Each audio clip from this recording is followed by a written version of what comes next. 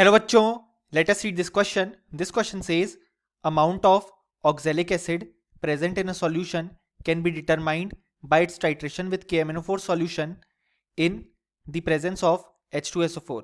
The titration gives unsatisfactory result when carried out in the presence of HCl because HCl और हमारे option है option A oxidizes oxalic acid to carbon dioxide and water, option B gets oxidized by oxalic acid to chlorine, option C furnishes H plus ions in addition to those from oxalic acid, option D reduces permanganate to Mn2 plus.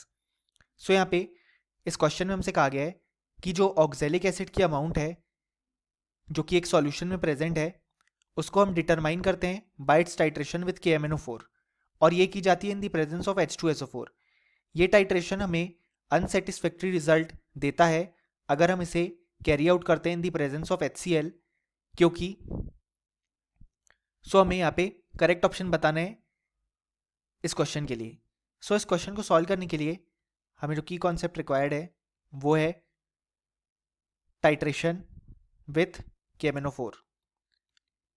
यहाँ पे जब हम oxalic acid की titration करते हैं with KMnO4 तो होता क्या है कि यहाँ पे जो ऑक्सैलिक एसिड होता है H2C2O4 वो यहाँ पे ऑक्सीडाइज हो जाता है टू फॉर्म CO2.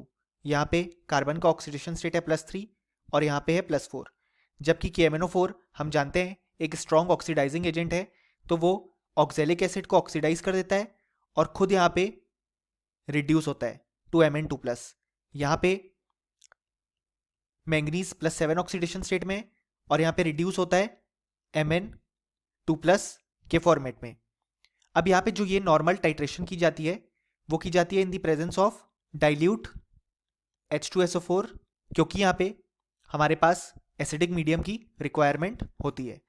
लेकिन अगर हमने यहाँ पे डाइल्यूट H2SO4 की जगह HCl ले लिया तो होता क्या है कि यहाँ पे जो KMnO4 है वो एक स्ट्रॉन्ग ऑक्सीडाइजिंग एजेंट है, तो ये ऑक्सैलिक एसिड को ऑक्सीडाइज करने की जगह यहाँ पे जो HCl में Cl है जो कि -1 ऑक्सीडेशन स्टेट में उसको ऑक्सीडाइज कर देता है टू फॉर्म Cl2.